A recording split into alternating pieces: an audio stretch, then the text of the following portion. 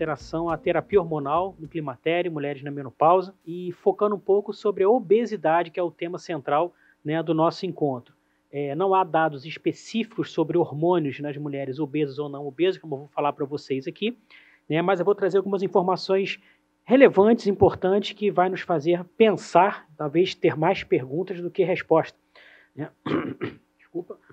Do ponto de vista da obesidade feminina, todos nós já estamos cientes do risco que a obesidade traz por si só, né, aumento de vários tipos de câncer, a apneia obstrutiva, várias doenças, né, metabólicas, cardiovasculares associadas à obesidade, diabetes mellitus tipo 2, pré-diabetes, síndrome metabólica, trombose venosa profunda, mais para os ginecologistas, algumas incontinências urinárias associadas ao aumento da pressão intravesical, infertilidade não vem ao caso, e doença hepática, entre outras. Então, a obesidade por si só leva a uma série de consequências negativas à saúde da mulher. Muitas dúvidas existem que a menopausa ela se associa ao aumento da massa gordurosa, que eu escuto muito isso, né, no consultório. Ih, Mário, entrei na menopausa, agora eu vou engordar.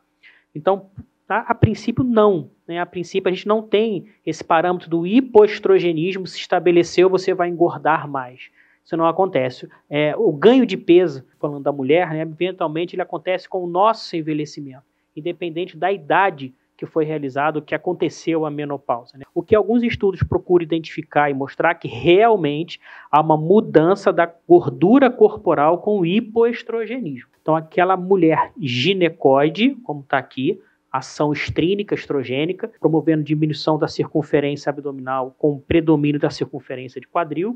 Quando você entra numa fase de hipoestrogenismo, esta gordura realmente tende a mudar. Aí há uma deposição maior de gordura visceral no nosso tronco. E isso sim pode estar impactado algum tipo de alteração ou piora do risco cardiovascular e metabólico nas mulheres no climatério. Só para mostrar para vocês aqui um dado que corrobora o que nós estamos falando, Ghenazani publicando nesta coluna aqui, são mulheres na pós-menopausa, aqui ó, pós-menopausa, e do lado direito são as mulheres na pós-menopausa utilizando terapia estrogênica ou estrogênico-progestagênica, né? Então você pode ver aqui que a gordura no tronco ela é maior quando a mulher não usa terapia hormonal na pós-menopausa. Quando você usa terapia hormonal na pós-menopausa, você tem maior deposição de gordura nas pernas, na cintura do quadril, né? Então corrobora com os nossos achados que a terapia hormonal realmente pode manter por um pouco mais de tempo uma melhor distribuição da gordura corporal feminina. Mas falando do ponto de vista genérico, né, para quem eu vou indicar terapia hormonal? Então estou focando sempre a minha apresentação na obesidade. Quais as indicações que nós temos hoje, 2022, para indicar terapia hormonal nos casos em questão? Sintomas vasomotores são os principais. Essa é a grande indicação para a terapia hormonal no climatério. Se porventura tiver algum caso específico, eu não estava autorizado há pouco tempo atrás, hoje em dia as sociedades já admitem o uso da terapia hormonal exclusivamente para a prevenção de fratura osteoporótica, dependendo da individualidade, né, de cada caso, fator de risco adicional, entre outras condições que ela tenha.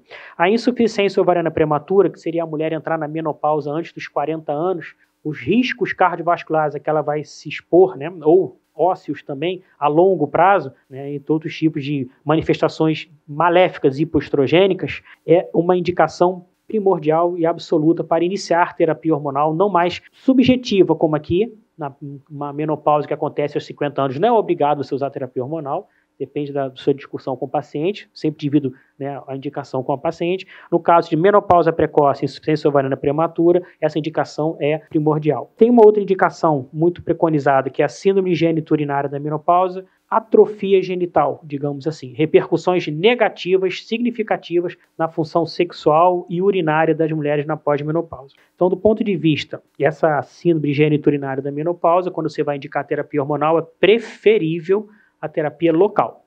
A gente não faz terapia sistêmica para melhorar a síndrome geniturinária da menopausa. Então, levando-se em consideração, então hoje é o que eu tenho aqui no Brasil e no mundo, é isso que a gente faz. Qualquer indicação que você vá procurar o ginecologista, ele sugira o uso de hormônios para outros benefícios, além desses, não está muito bem estabelecido ainda. Mas a gente vai aprendendo, os estudos observacionais a longo prazo vão acontecendo, nós vamos observando, uma vez que a paciente tem aqueles critérios para começar a terapia hormonal sistêmica, então eu tirei daqui a síndrome geniturinária da menopausa, a gente já está aprendendo que eu tenho uma redução do risco de diabetes nas mulheres usuárias de terapia hormonal. Eu tenho uma redução de risco de câncer intestinal, mormente de cólon. Eu tenho uma proteção óssea significativa com proteção de fratura choporótica. Eu tenho uma proteção cardiovascular desde que a terapia hormonal tenha sido iniciada no momento correto e há dúvidas ainda sobre essa informação com relação à proteção cardiovascular. E a distribuição de gordura corporal no aspecto ginecóide se mantém por mais tempo. Então isso aqui não é uma indicação de terapia hormonal. Melhor a senhora usar a terapia hormonal para não ter diabetes. Ninguém está falando isso, até porque os dados podem ser um pouco conflitantes. Mas os grandes estudos observacionais, eles identificam que essas usuárias realmente têm menor incidência de diabetes mellitus tipo 2.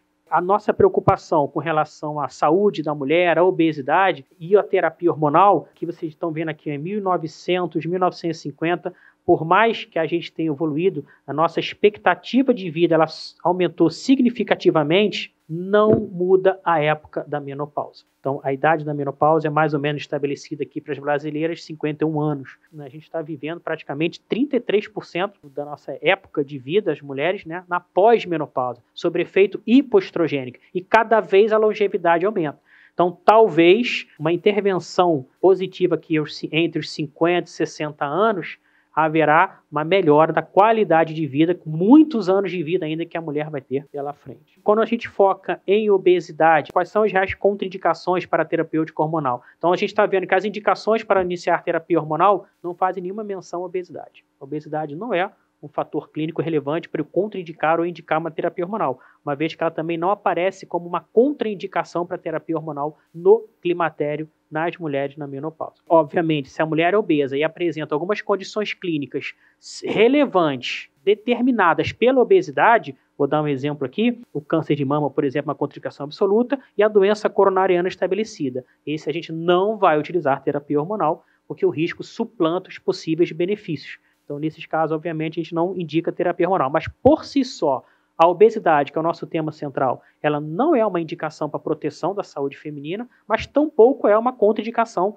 para eu deixar de usar a terapia hormonal para essas mulheres, pensando que ela ainda tem muitos anos de vida no período chamado pós-menopausa. Então a gente entra num monte de dúvidas, né? A obesidade por si só, como já foi falado, é um irrelevante fator de risco para câncer de mama. Todo mundo já sabe que a terapia hormonal combinada também eleva o risco de câncer de mama. Então, se eu estou dando terapia hormonal para uma mulher obesa, eu estou dobrando o risco de câncer de mama. Essa é a dúvida, né, que paira sobre nós quando a paciente nos procura com 53, 54 anos, com obesidade e com péssima qualidade de vida, com sintomas vasomotores bastante exagerados, que eu vou ter que monitorizar, melhorar, para poder ter uma qualidade de vida suficiente. Levamos em consideração a mortalidade por doença cardiovascular no Brasil, esses dados são de Vigitel 2018, a partir dos 45 anos, em azul, são as doenças cardiovasculares, e o câncer de mama em azul claro, ó, quase não aparece aqui. Então, se você levar em saúde populacional, risco populacional, tem que sentar e conversar com o paciente sobre os riscos e benefícios, mostrar, né, onde é que ela quer entrar nesse tratamento.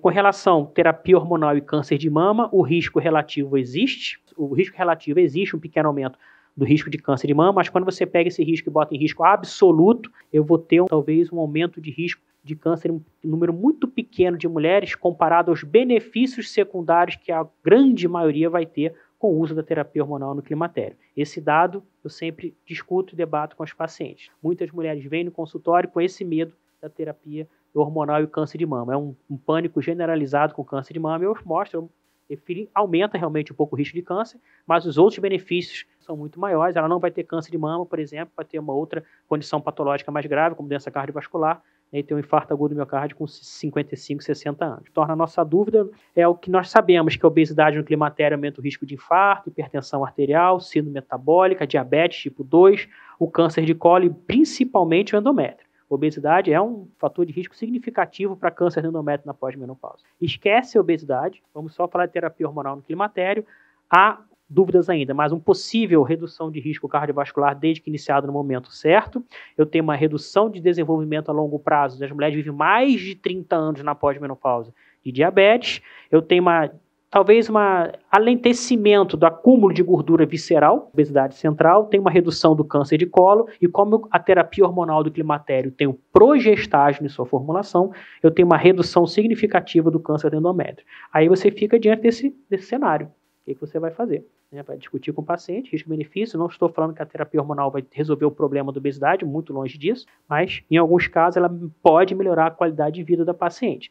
Não é para não utilizar terapia hormonal por causa da obesidade. As informações que eu busquei aqui para tentar sintetizar os meus dados foram bem objetivas, principalmente nosso consenso brasileiro de terapia hormonal do climatério, da Sociedade Brasileira de Climatério, a Federação Brasileira de Ginecologia em 2019 lançou o Manual de Obesidade na Mulher e agora em 2022, Sociedade Norte-Americana de Menopausa publicou um posicionamento sobre a terapia hormonal e a International Menopause Society também publicou em 2016. São esses 4 grandes informações clínicas de relevância que eu trouxe para poder mostrar essa apresentação para vocês. Agradeço mais uma vez.